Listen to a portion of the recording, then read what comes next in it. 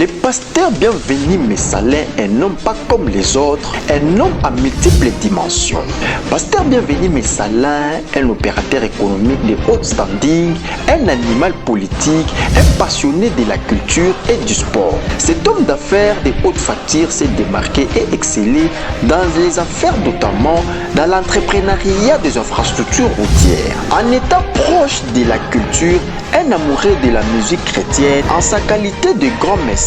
il produisa les chantres de Ningonde pour la première fois que l'artiste se produisa en Europe dans une salle mythique, précisément à Londres, vers les années 1999. Avec son enthousiasme, il ne s'arrêta pas là, il produisa entre autres le fait Aller Moloto dans son album Jésus le Prince Glorieux, pour ne citer que ça. Avec son atout politique d'organisation et d'orientation,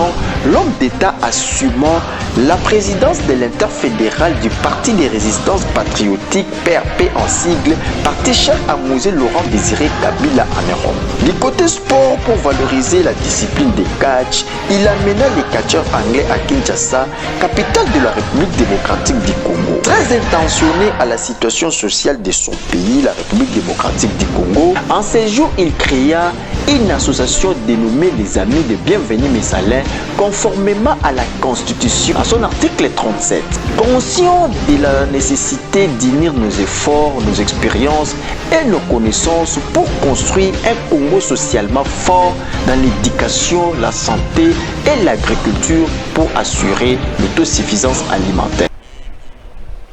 Bonjour, welcome, c'est Welcome TV. Nous sommes en direct ici à la télévision. Que Dieu vous bénisse. Alors, merci na bande ko nosi bazolanda. Alors ndeko moka benga bi pasteur mo fo sekaka. Na sekaka na ngai. Abiso seki alisima. Ugende ko chauffer. Mais lelo za masolo na ina loba lelo. Ndeko moka lobi lisusu lobi ke no pasteur ko monini no yo. Vidéo Kofi Asali ndenge ya yembeli ba politicien Blue Manding wana yembi donc da yembeli IGF. Abaki donc faina chango mais namona ngati na ochango vraiment te parce que makamba lobi eza makambo yebali nango ke politiciens za muyibi ba ministre baza ba miyibi eza ba bloko to lobaka ngo à chaque fois eza kuna ndeko moko tu ya ministre boy amona mabendenge na ya mono ndege na finga bango eza ko finga te Kofi ayembi awo bopesa bango bambongo bopesa bango bambongo ba musicien bopesa bango bambongo na lobaki dernièrement awa ba musicien bamona bino boza ba yuma tapa ozopesa mbongo po a lancer ayebi ke mbongo ngo oyibaka no ngo yango bomona pas citer opesa ba 50,000 ka bongo dans les vides po yibaka na yo eza mbongo bapesa na l'état siko yo profiter na ngo pe bon so na bizo balenso mona ke na fingi oui ozazoba pozo pesa ozokamisa mbongo ebele opesa no musicien po ayimboka na minute awa eza soni po poema nanu nde makaba banzembo wana bato ebele misupi bayoka na bango ngo vraiment penate Kofi Asali nzembo oyo eza ayosala ngo pona intérêt na ye po moni na poto bato basepeli donc nde na lobaki na bino ke na balobaka na bakombata dene bandeko misupi babenga to solango ke non lokola tozana besoin moni diaspora faut dans la force cause na force za mbongo eza ba musicien babanga bango batapoto babanga biso voilà babanga ba respectaka nanu biso mwana poto solo ya bien surtout biso na Londres ba respectaka biso donc surtout beta masolo que nous avons besoin de produits bango pona mboka parce que nena lobaki na bino dernièrement batu bele ba sepeli donc eza pona donc diaspora azwa mbongo poto boto benga na Kagame nde bien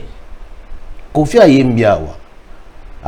abandi ko lakisa bino ndenge bapesa bino mbonga abali na sepeli na likambo alobi projet à 100 jours mbonga présent en charge 100 jours somi ba chantier na ba poto banini donc il faut boyoka na nous soni vraiment il faut boyoka soni parce que lorsque vous êtes en train de faire besoin na ba poto pour na osala ba négociation bosala ba négociation pour na kombo na yote vous faites des négociations pour na kombo ya mboka Congo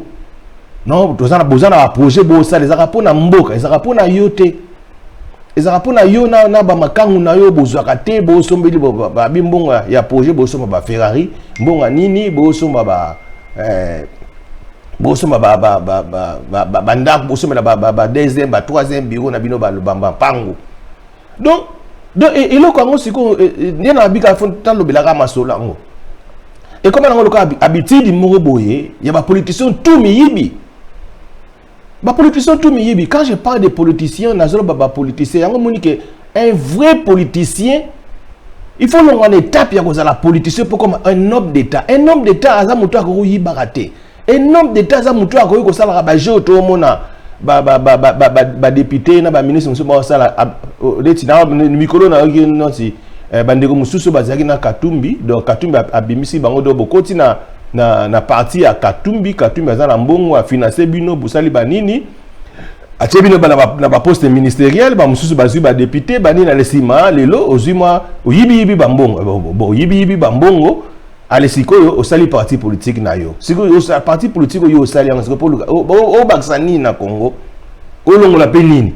si ezaka ke no po yo no yiba no pe bien oluka pe ko koma ba force yango moni ba tutu ba olinga ba sala parce que ça ne sert à rien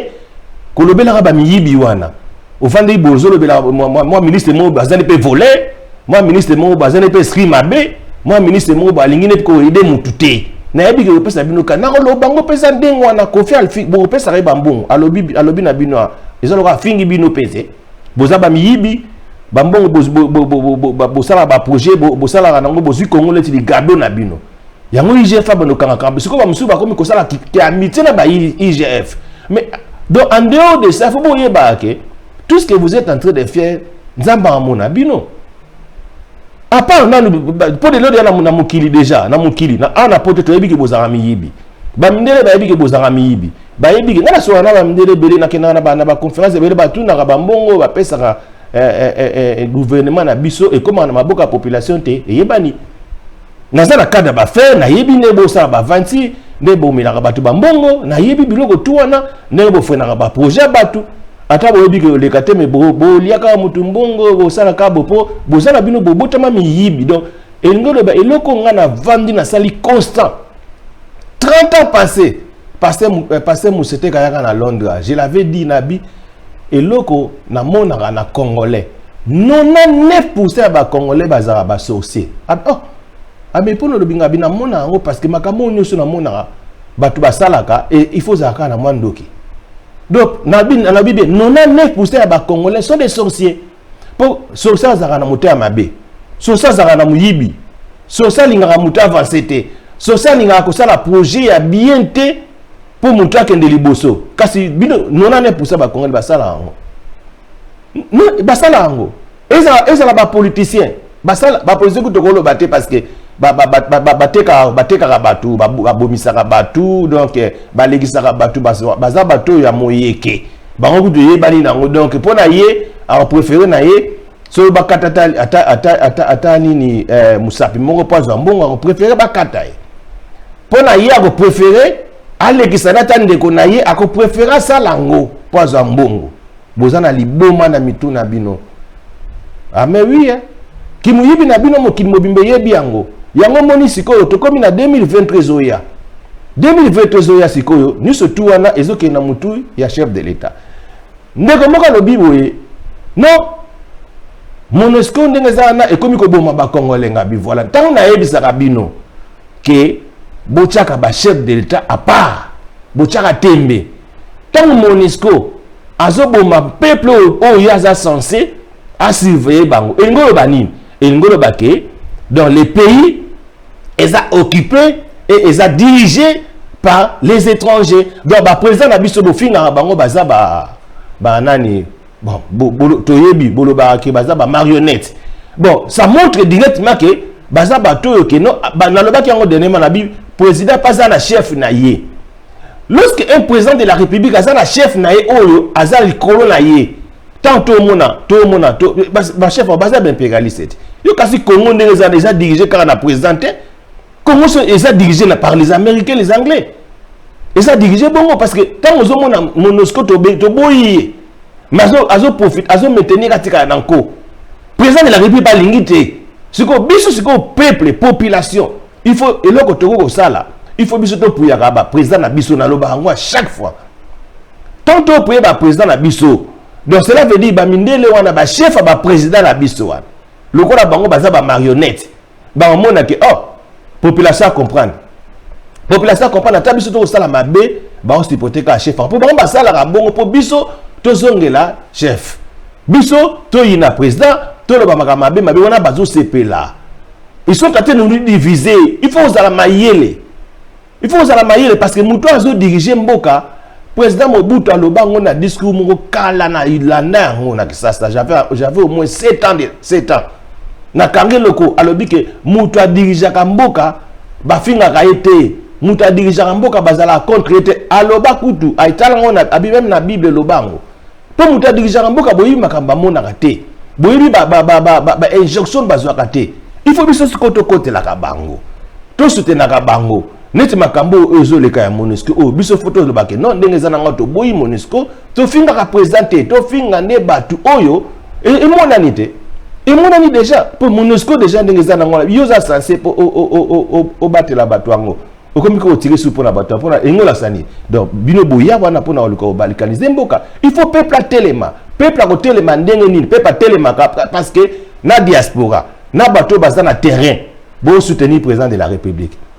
Yangbo oh non parce que ezaka ndengwana ba président ba tchaka bango pa président Kalat ba faut bo tchaka bango pe à part président yesiko à part oya ko ya pesima bo tchaka ba président pa parce que bazana ba chef na bango to lo bandenge nini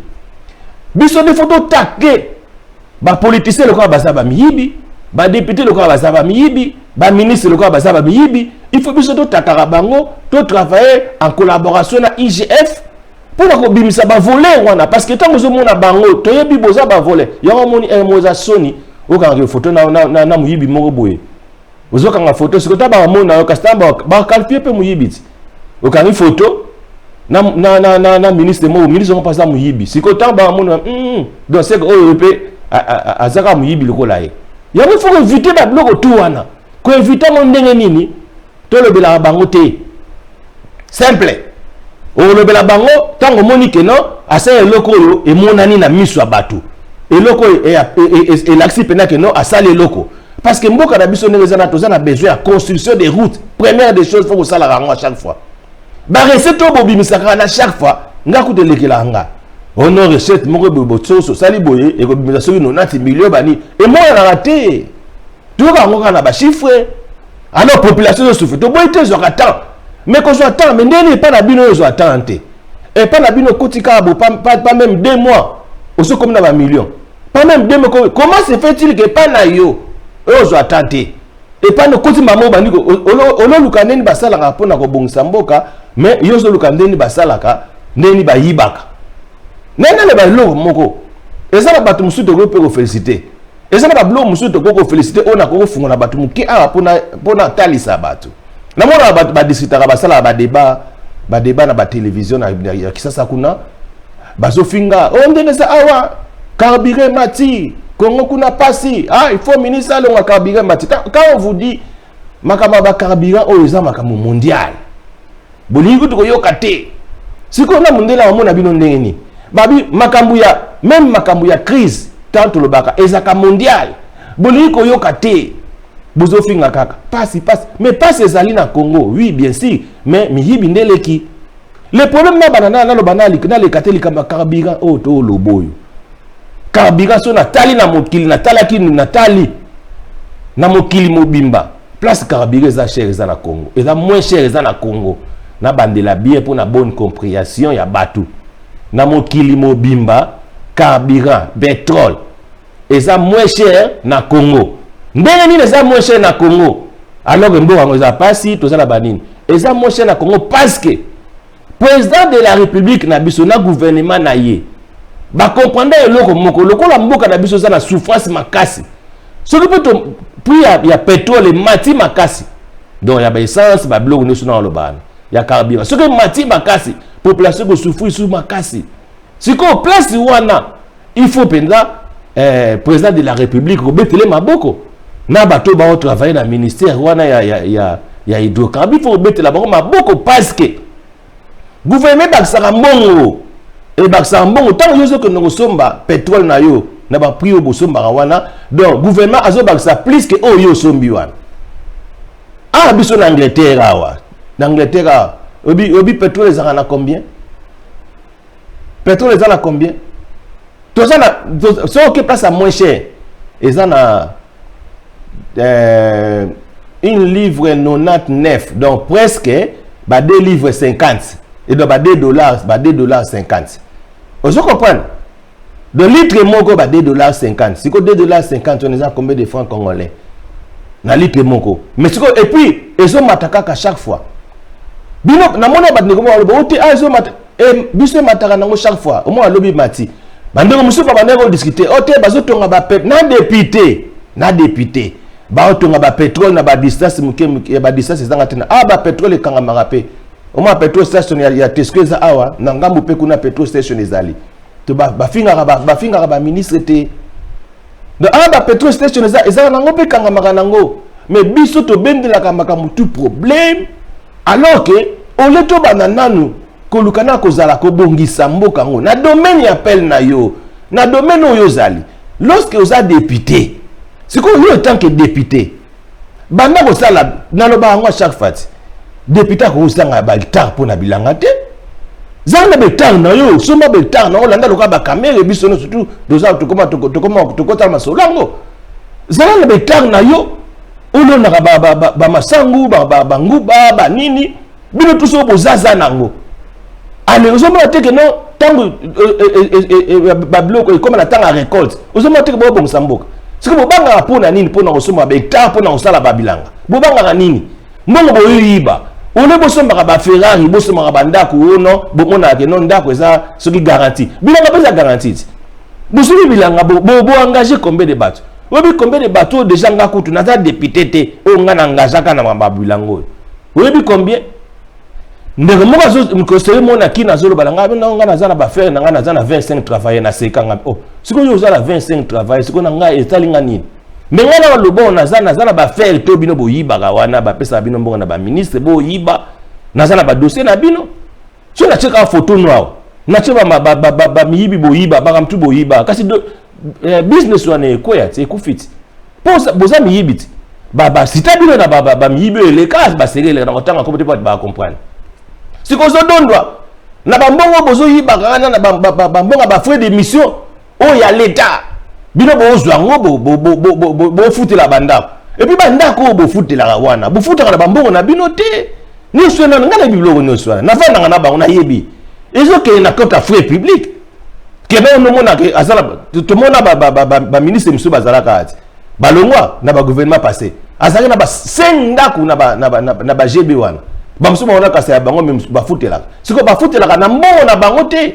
eza mbongo à l'état donc chaque mois basi ba makangu na wana bandako wana oyo ba futela ka ya ba cher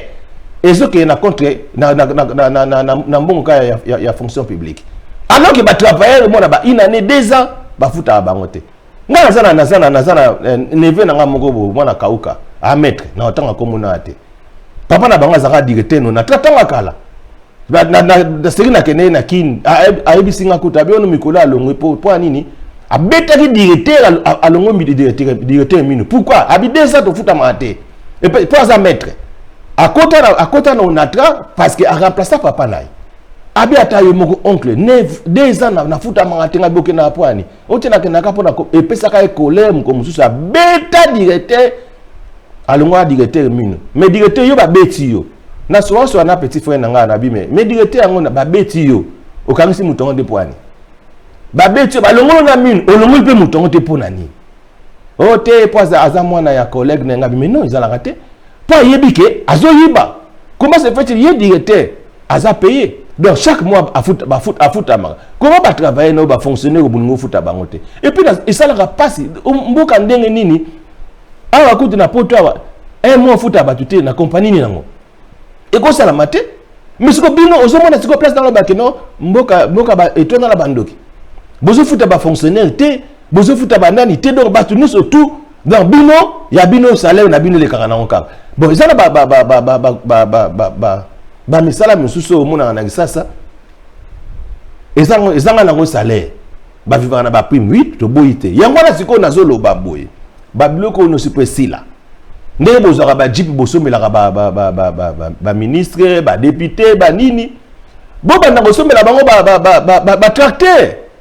bo bisa bango ba tracteur oye bena que non président de la République, gouvernement, et si, ce que autant de tracteurs, na député, nous surtout, bah, personne va tracteur, na yo, alors que nous, on sommes hectare, pour bazar, on va sommes bon. Pour ça, on va tracteur, tant on va tracteur,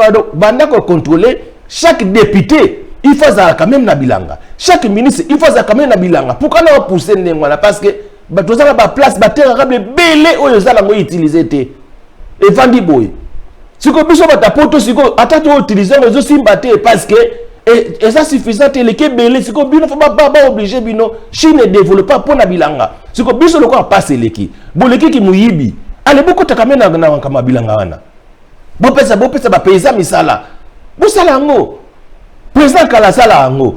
Kamera sala ango, moi sina sala ango. Siko bino ba député o bosala ka sebe bo sala ango davantage et yebana.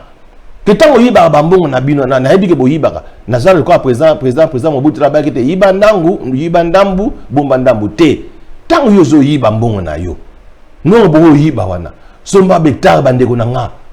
Somba betar tonga lona biloko e ko botso mbongo. Attends le loso longo na o comme fermier. Attends le longo comme fermier tant de choses les sabatos. Et que ça la bien. Tous en a plaisir.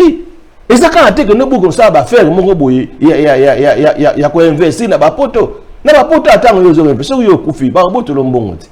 Yo kasi mutu yo otika en charge awa.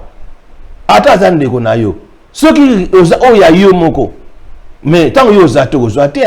Biso to ya na mboko to kuta bank. Comme on a bossa na kutu bank wana ezaka ya Mobutu mais lelo bank yango elongwa ka bongo yango koma HSBC to ke na Portugal Mobutu azaka na ba transport ou ba benga kaima ekenda wapi nous surtout na babotola yango monique les peut-être no moni na attaquer bino mais il faut to lingana to longo la esprit bondoki na komi na suka. Donc, tu écoutes la prochaine matin qui bye bye.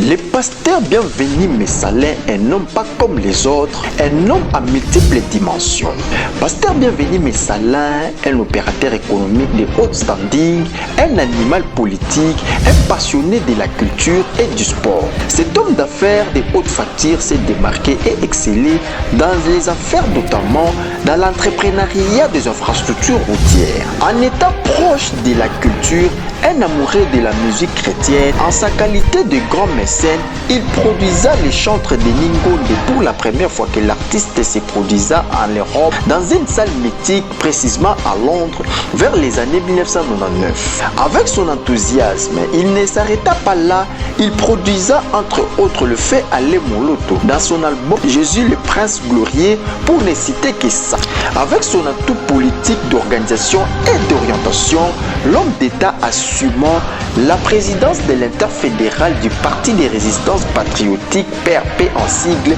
parti cher à Mosé Laurent Désiré Kabila en Europe. Du côté sport, pour valoriser la discipline des catch, il amena les catcheurs anglais à Kinshasa, capitale de la République démocratique du Congo. Très intentionné à la situation sociale de son pays, la République démocratique du Congo, en ces jours, il créa une association dénommée les Amis de Bienvenu Messalin, conformément à la Constitution, à son article 37. Conscient de la nécessité d'unir nos efforts, nos expériences et nos connaissances pour construire un Congo socialement fort dans l'éducation, la santé et l'agriculture pour assurer l'autosuffisance alimentaire.